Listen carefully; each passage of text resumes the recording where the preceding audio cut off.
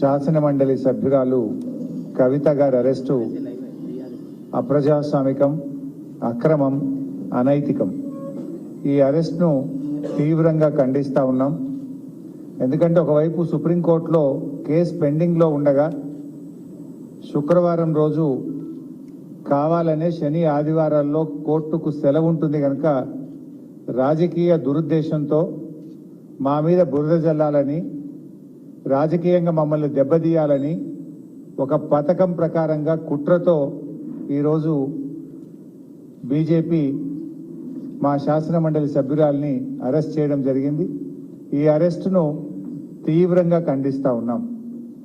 ఎందుకంటే ఈ అరెస్టు మీద ఇప్పటికే బీజేపీ నాయకులు చాలాసార్లు ప్రకటన చేసినారు, ఇంక్లూడింగ్ కేంద్ర మంత్రి గారు, ఈ రాష్ట్రం నుంచి ఉన్న బీజేపీ పార్లమెంట్ సభ్యులు, ఈ రాష్ట్ర బీజేపీ అధ్యక్షుడు అనేక సార్లు ఈడీ అధికారుల్లాగా కవిత గారిని అరెస్టు చేస్తాము అని గత సంవత్సరన్నర కాలంగా బీజేపీ నాయకులు, బీజేపీ కేంద్ర మంత్రులు, బీజేపీ ఎంపీలు పలుమార్లు ప్రకటనలు చేసిన విషయం కూడా మనందరికీ కూడా తెలుసు. ఎందుకంటే రేపు పార్లమెంట్ ఎన్నికలకు నోటిఫికేషన్ వస్తుంది.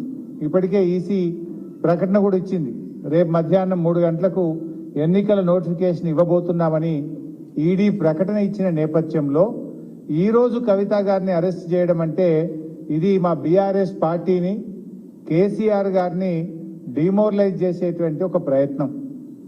అంటే మమ్మల్ని ఏ రకంగానైనా డిమోరలైజ్ చేసి ఈ ఎన్నికల్లో రాజకీయంగా లబ్ధి పొందాలని బీజేపీ, కాంగ్రెస్లు ఈ రాష్ట్రంలో కలిసి ఇలా కుట్ర బంతా ఉన్నాయి.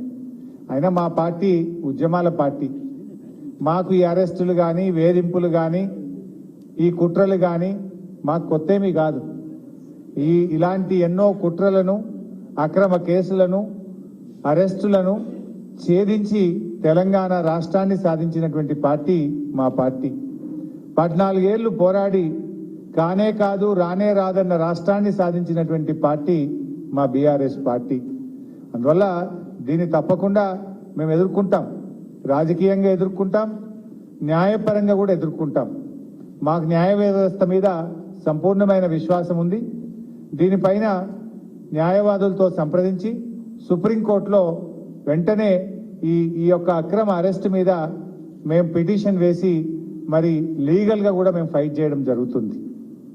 అంటే ముఖ్యంగా మీరు ఇవాళ గమనిస్తే ఈరోజు సుప్రీంకోర్టులో కేసు వచ్చింది.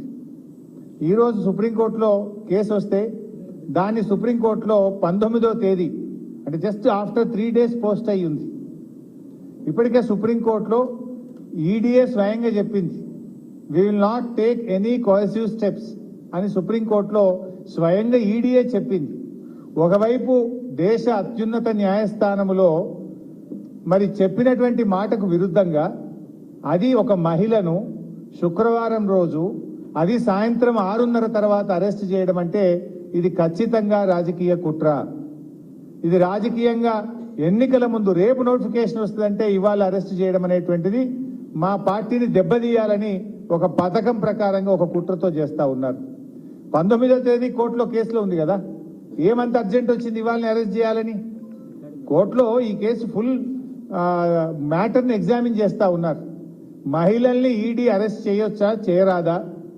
ఇది మమతా బెనర్జీ వెస్ట్ బెంగాల్ ముఖ్యమంత్రి గారి కుటుంబ సభ్యురాలిపైన, నళిని చిదంబరం గారిపైన, కవిత గారిపైన ఈ అన్ని కేసులు కలిపి సుప్రీంకోర్టు ఒకవైపు వింటా ఉంది.